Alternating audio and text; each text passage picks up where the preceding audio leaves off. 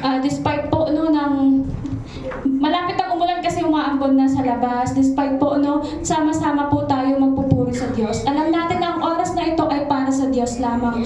Kahit anumang mangyari dyan sa labas, we all know that we have to worship the Lord Jesus Christ. Amen. Sa Kanya ang kapurihan. Amen. So, tuloy-tuloy po tayo na ang ating series po ay Kingdom Mindset. So, ang title po ng ating pagbubulay-bulayan ngayon ay Living as Citizens of God's Kingdom. So, what does the Bible say about living as citizens of God's Kingdom?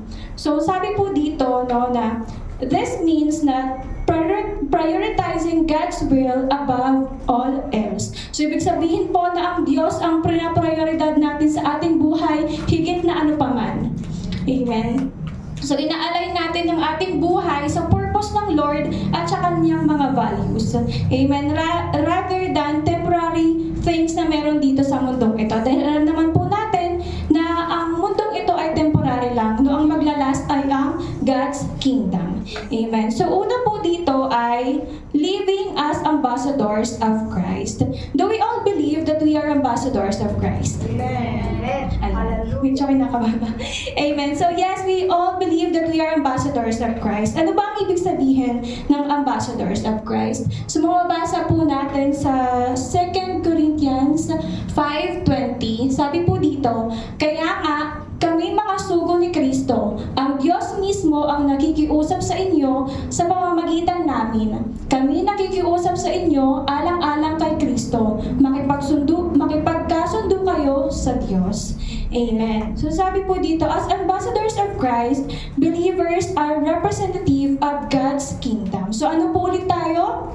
Representative. Ayan, amen po. So ambassador speaks and acts on behalf of the King, carrying His word, carrying His hope, His mercy, and also the truth.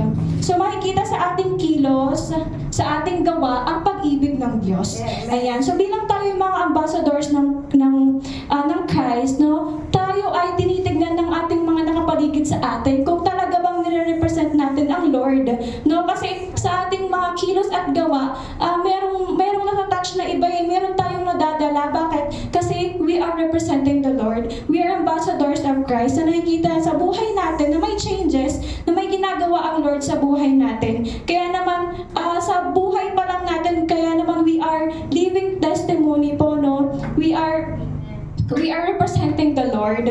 Sabi po dito, this means living with integrity. So, meron po tayong integridad, meron tayong kindness, kabutihan ng puso, at standing for justice. Ibig po sabihin na nag-stand tayo, na despite ng mga ibang opinion ng bawat isa, we are standing on the truth of the Lord. Yes. Amen. Yes. So, bilang mga ambassador din, tayo ay nagiging bridge or tulay na makakilala ang mga tao na nakapaligid sa atin sa Diyos. So, yun po, we are also entrusted with the ministry of reconciliation. Sabi po dito, na makipagkasundo tayo sa Diyos.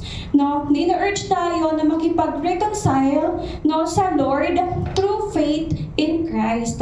Sabi po dito na by faith in Christ, individuals can be forgiven and transformed. So lahat po tayo, kapag lumapit tayo, kapag nanampalataya sa Lord Jesus Christ, we can be forgiven. Pwede tayong mapatawad, pwede tayong mabago ang buhay natin, mabago yung isip natin, magano yung perspective natin kapag lumapit tayo sa Lord. So siya lamang po talaga ang makakapagbabago ng isip natin, na magkakaroon tayo ng kingdom mindset sa Kanya lamang po.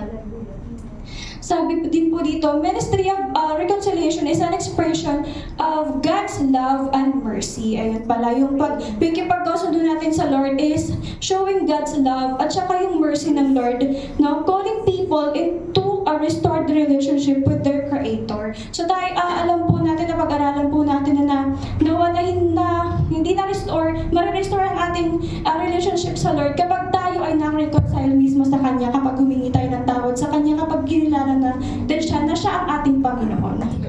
Amen. Sabi, ambassadors don't represent their own interest. So, hindi ang ating mga sarili, ang ating ina-ambassador, hindi ang ating sarili, kundi ang Diyos mismo na nagsugo sa atin, to represent Him. As we live out our our identity as ambassadors, we help bring God's kingdom closer to the world around us. Ayun, so pag mayroong isa na nakakilala sa Diyos, no, we bring closer the God's kingdom to the world. No, amen. So kapag may isa nakakilala at kapag nag-share, no, we bring closer God's kingdom dito sa mundo. No, at may isang nakakilala na yon, no, magkakaroon ng change kung talagang kikilalanin na ang Diyos. We help bring God's kingdom closer to the world habang sinasa buhay natin na tayo ay mga ambassadors ng Christ, tinutulungan natin ilapit ang kaharian ng Diyos dito sa mundong ito. Amen. Amen. So, pangalawa po is living by kingdom principles, not worldly values. Na makikita po natin sa Romans 12:2. Huwag kayong makiayon sa takbo ng mundong ito. Sa halip, hayaan ninyong baguhin ng Diyos ang inyong pag-iisip upang maunawaan ninyo ang kanyang kalooban. Sa gayon, magagawa ninyo kung ano ang mabuti, kalugod-lugod at ganap na kalooban ng Diyos. Ayan. So kapag hindi pala tayo nakikipag-ayon, no, hindi tayo nag-go with the flow lang dito sa mundong ito, bibigyan tayo ng Lord ng pag-iisip, bigyan tayo ng kaunawaan sa kanyang kalooban. Magagawa natin ng kanyang kalooban, no, kasi walang distraction, hindi na tayo nakikiayon sa mundong ito. Kung nakafocus tayo doon sa pinapagawa ng Lord. So living by kingdom principle requires rejecting the values of the world and embracing God's standards of living. So mayroon parang si God's standard of living. No, ang mundo ay promotor yan ng pagiging makasarili, materialistic, no? At ma-pride, mapagmataas. Ngunit tayo ay tinawag ng Diyos, ang mga mananampalataya, na maging magkumbaba, mapagmahal, at hindi pagiging makasarili. Ayun pa yung standard ng Lord, no? Maging mapagkumbaba, mapagmahal, at hindi pagiging makasarili.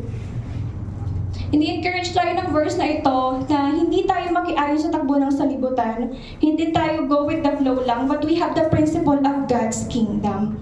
Ang sabi din dito, no, transform by the renewing of your minds. The transformation happens through the study of Scripture. So yun pala, no, kapag nagkakaroon tayo ng transformation sa ating buhay kapag binabasa natin ang Word of God. Hindi lamang po yan, nagpe-pray din po tayo, inaalaw natin yung Holy Spirit to work in us. No? Patuloy na inahayaan natin yung Lord, yung Holy Spirit na kumilos sa ating buhay. Yung hindi na yung sarili natin yung nasusunod natin, kundi ang Diyos na, ang Holy Spirit na siyang kumikilos natin. Kasi ang Holy Spirit hindi siya kikilos sa atin kapag hindi natin siya inalaw na kumilos sa atin. No? We will allow the Holy Spirit to work in us. Ayan. So, ang Holy Spirit din po nag-shape ng ating thoughts at ating mga desire. No? Kasi binibigyan na tayo ng discerning spirit kung ano yung tama at saka hindi tama. Na siyang humuhubog sa atin, lalo na sa ating kingdom mindset. Ayan. So, sabi din po, nakasama sa mga principle of God's kingdom ang pagpapatawad, awa, katarungan, at pagkamahabagin na direktang kabaligtaran ng dito sa mundo. No, dito sa mundo ang pinopromote nila is panghahangad ng kapangyarihan, yun yung power, yung pagkakaroon ng wealth. Hindi naman doon, get me wrong ha, okay naman po yung kayamanan na kaloob ng Diyos. Kung paano natin gagamitin yung kaloob, yung kayamanan. Ayan. So, personal na pakinabang, no, yung mga pride, at yung pinapahalagahan ng mundo. Christians, we are called to love their enemies, care for others, and be peacemakers. Actions to reflect God's kingdom values. Ayan. So, we are to love our enemies. So, kahit mahirap, we are to live, we have to pray for our enemies, no? Kahit napakahirap naman po talaga, kaaway mo, may mapag-pray mo pa. Ang hirap po ng pinapagawa. Kung taayo lang talaga, hindi po, ang hirap mo niyang gawin. Kaya we will allow the Holy Spirit to work in us kasi para magawa natin yung pinapagawa ng Lord. Amen. Ayan, so kapag pinamuhay na natin ang mga principle ng God's kingdom dito sa lupa, malinaw na sumasalungat ito sa takbo ng sanlibutan. Amen. So hindi hindi na tayo ayon sa takbo ng sanlibutan, ano na tayo eh. Kung sila pa atras, tayo pa urong na. Amen. Ganun na, pasulong pa. Ayan, so pasulong na tayo, no? Hindi na tayo umaayon sa kanila kung nasaan sila. Amen. So, sabi dito, malinaw na nagpapakita ng kahulugan ng pamumuhay bilang mamamayan ng kaharian ng Diyos. Ayan, so mamamayan na tayo ng kaharian ng Diyos. As we follow these principles, we become a living testimony to the power of God's kingdom. Ayan, so habang nakikita sa buhay natin, no, we are living testimony to those people around us. So last one po is living with eternal perspective na makikita po natin sa Colossians 3:1-2. Yamang binuhay kayong muli na kasama ni Kristo, ituon ninyo ang inyong pag-iisip sa mga bagay na nasa langit na kinaroroonan ni Kristo, na nakaupo sa kanan ng Diyos. 2. Ang mga bagay na panlangit ang isaisip ninyo, hindi ang mga bagay na panlupa. Ayan. So bilang pinag-aaral natin ng kingdom mindset, ang ating mindset na ay hindi na dito sa lupa. No, nandun na tayo sa kingdom of God. Amen. Living with eternal perspective, meaning focusing on the things that will last forever rather than the things that we have in this world. Nabanggit ko po kanina, no, na ang mundong ito ay magugunaw, no, mawawala. Pero ang maglalast ay ang kingdom ng Lord. Ang salita ng Lord ang maglalast, ang maghahari, ang mag-reign forever. So ayun, doon natin i-focus ang ating sarili, no, na despite sa kung ano mang nangyayari, challenges dito sa mundong ito, we must focus ourselves doon sa kingdom of God. Dahil doon talaga tayo citizen. No? We are not citizen in this world, pero nandun ang citizenship natin sa mundong ito. At sa Lord, sa langit. Amen. So ituon natin ang ating mga puso at isipan sa bagay sa itaas, kung saan naroroon si Kristo, sa halip na sa mga bagay sa lupa.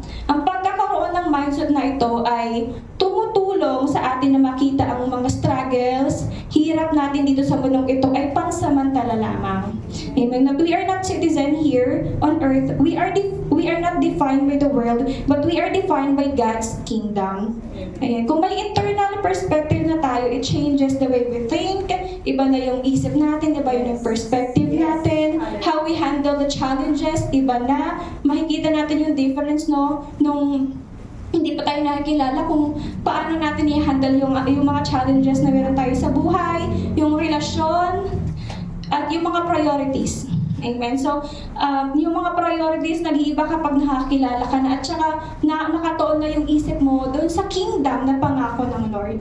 No, hindi mo na priority yung sarili mo, hindi mo na priority yung mga bagay dito sa mundong ito, kundi prioridad mo na ang God's kingdom. Na magkakaroon ka na ng kingdom mindset.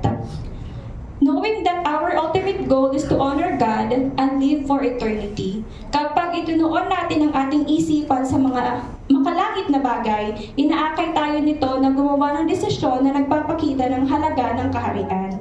Ayan. So kapag ginagawa pala natin yung pinapagawa ng Lord, nakikita natin ang kahalagahan sa buhay natin yung Lord. Mas lalo natin pinapahalagahan ang Lord.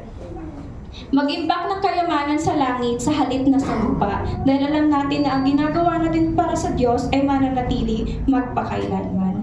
Amen. So grabe, no, na akala natin dito lang tayo sa mundo. Meron pa pala tayong eternal life that promised by the Lord. Para natin malalaman that we have eternal life, knowing Him, knowing the scriptures, prayer, at pagkakakilala sa Panginoon. So, ayun lamang po yung tatlong. Ayan, so again po, ang title po natin is Living as Citizens of Christ. Tapos yung tatlong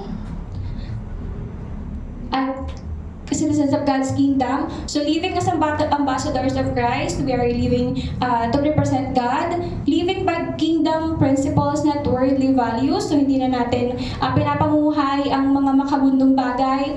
At living with eternal perspective. So ang ating isip ay nakatuon na sa bagay na panlangit. Amen. So living as God's citizens involves daily commitment to His purposes, seeking His glory in all things, and sharing the transformative power of the gospel. Sabi dito na magkakaroon tayo ng mindset talaga, kingdom mindset, kung meron tayong daily commitment sa Lord. Ano ba daily commitment? Daily Word of God, devotion, araw-araw na pagkilala sa Kanya, paghingi ng guidance sa Kanya, pagkausap sa Kanya.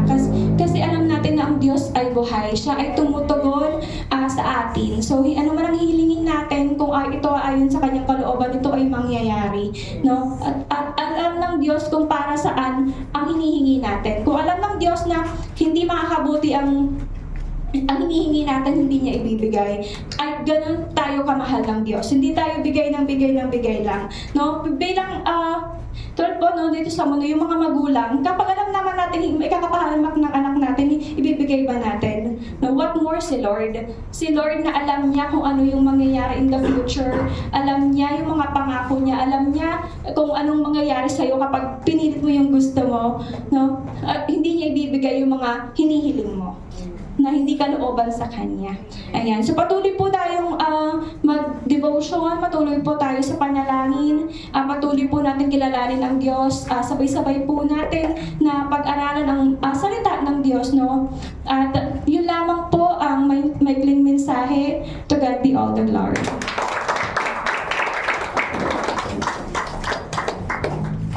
Thank you, Sister Shena. Ayan, thank you, Lord.